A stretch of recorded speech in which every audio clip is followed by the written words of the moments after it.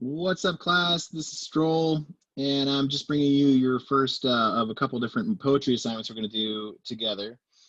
We're building up to the idea of reciting a poem on Flipgrid. So the idea is that I'm going to introduce three poems to you, and I would like for you to pick your favorite, and then you're going to read that one aloud on Flipgrid.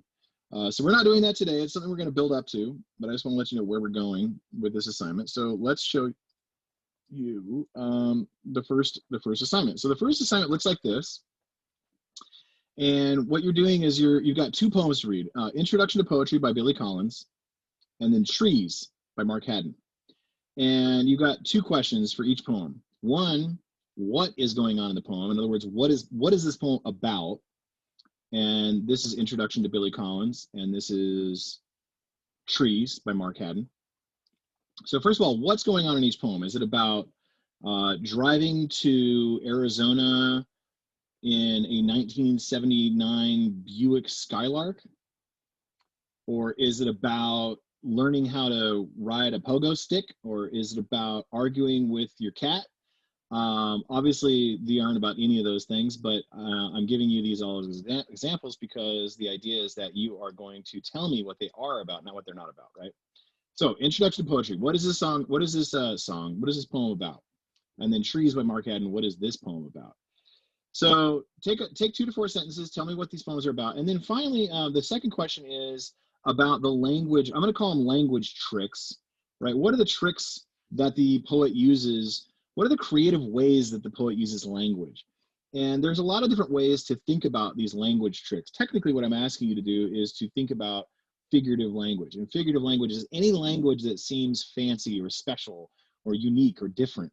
Language that seems to, create images in your head, so it's imagery, or engage your other five senses, or imagery, or language that seems to use metaphor, to make you feel that there's a relationship between, two different objects or whatever, so you don't have to use the words imagery. You don't have to use the words metaphor, simile, personification, any of these fancy terms, right? I just want you to think about the language. When you read the poem, like for example, Introduction to Poetry by Billy Collins, well, he says right here, I ask them to take a poem and hold it up to the light like a color slide. Well, this is imagery. And just to give you an example, this is imagery, right? It's imagery because you can picture someone holding a color slide up to the light and looking at the way the light goes through it, right? Or you could say, he says, or walk inside a poem's room and feel the walls for a light switch. That act of feeling the walls is also imagery, right? Because you can picture that happening in your mind.